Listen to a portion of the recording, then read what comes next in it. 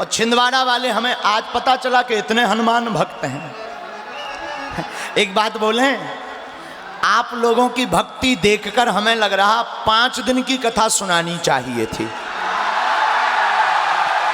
लेकिन रुको रुको रुको, इतने जल्दी नहीं, रुको, अगली बार। अभी तो 3 ही दिन की, फिर कभी 5 दिन की कथा सुनाएंगे, जो राम जी की कृपा होगी सो सुनाएंगे। लेकिन छिंदवाड़ा वालों से कोई जीत भी नहीं सकता। यहाँ के लोग इतने खतरनाक होते हैं।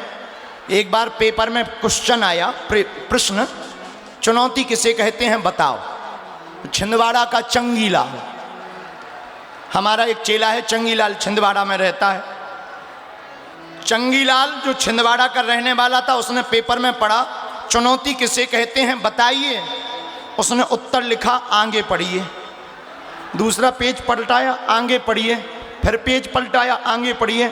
जब अंतिम पेज आया तो उसमें लिखा, मास्टर तेरे बाप में दम हो तो पास करके बता इसे चुनौती कहते हैं।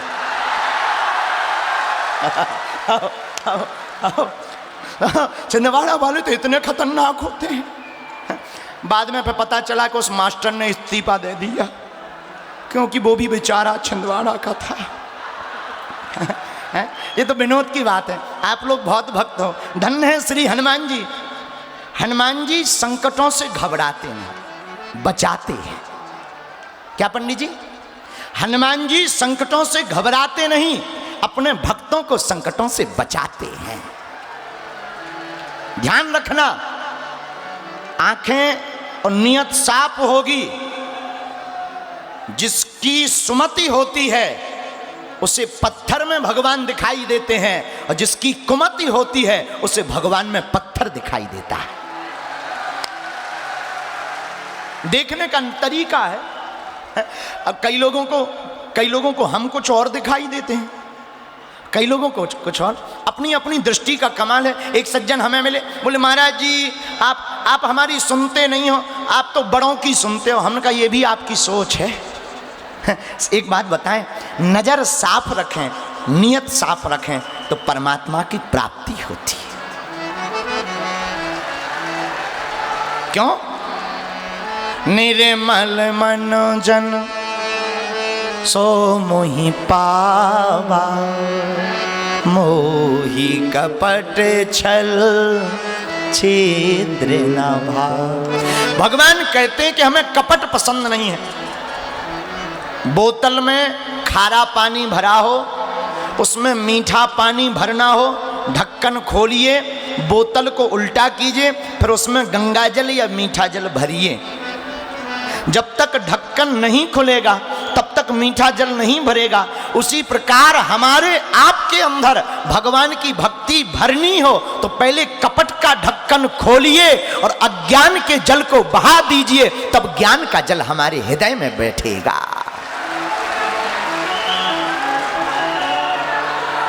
हनुमान जी लंका की यात्रा में सुरसा से मिलते, आगे जल में रहने वाली राक्षसी का मार वध करते, और आगे बढ़े, गिरि पर चढ़ी लंका तेहि देखी। हनुमान जी ने पर्वत पर चढ़कर लंका को देखा।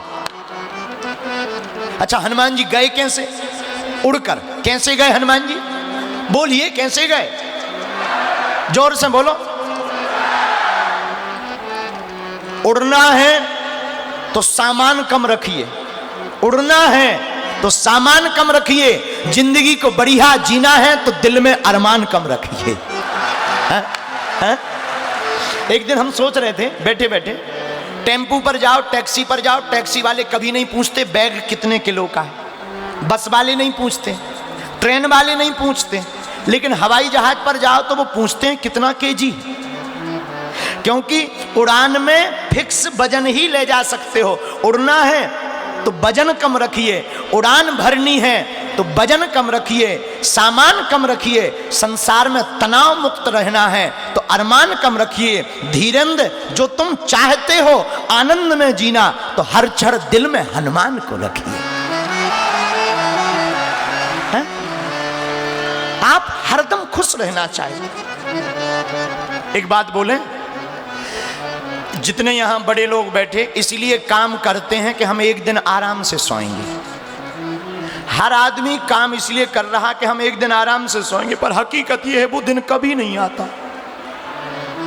जितने लोग बैठे वो काम इसलिए करते कि हम एक दिन आराम से सोएंगे। बस गुरुजी बेटी की शादी हो जाए पर भजन ही करना।